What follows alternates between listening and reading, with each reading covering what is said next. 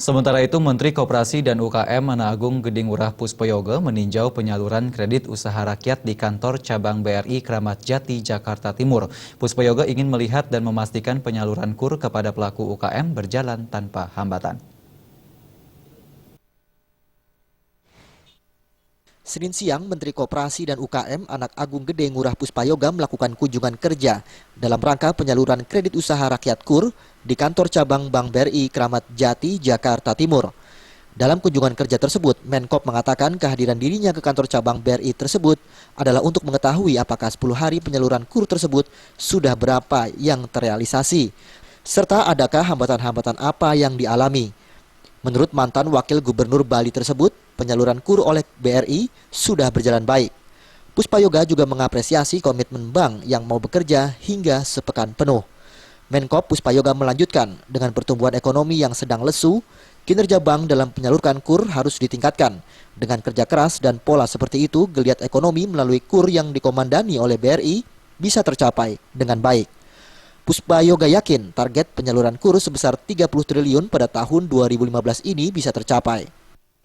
Tentunya saya optimis, jadi akhir tahun ini 30 triliun itu pasti akan bisa diserap oleh masyarakat dengan cara kerja BRI yang tidak mengenal siang, malam, pagi, sore, Sabtu, Minggu. Ini semua kerja keras ini dilakukan dengan pola begini, kita yakin. Jadi geliat ekonomi melalui KUR yang dikomandani ya oleh Bank Rakyat Indonesia itu bisa akan tercapai dengan baik. Ya. Sementara itu, Direktur Bisnis BRI Muhammad Irfan menuturkan pihaknya telah merealisasikan KUR sejak periode 18 Agustus hingga 4 September sebesar 667 miliar rupiah dengan jumlah debitur sebanyak 47,351 orang.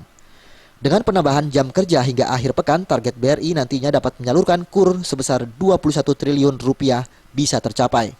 Pemerintah mematok target penyaluran KUR pada 2015 sebesar 30 triliun oleh 3 bank pelaksana, yaitu BRI sebesar 21 triliun rupiah, Bank Mandiri sebesar 4 triliun, Bank BNI sebesar 4 triliun rupiah, serta sisanya 1 triliun rupiah untuk tenaga kerja Indonesia TKI.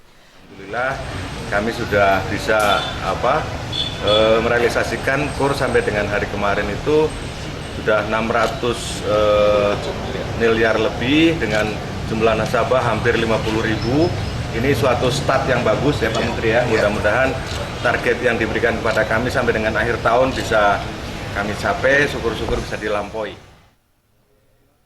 Dari Jakarta, Adi Darmawan Sasongko melaporkan. Sanksi pemecatan mengancam 2 pimpinan DPR. Simak beritanya.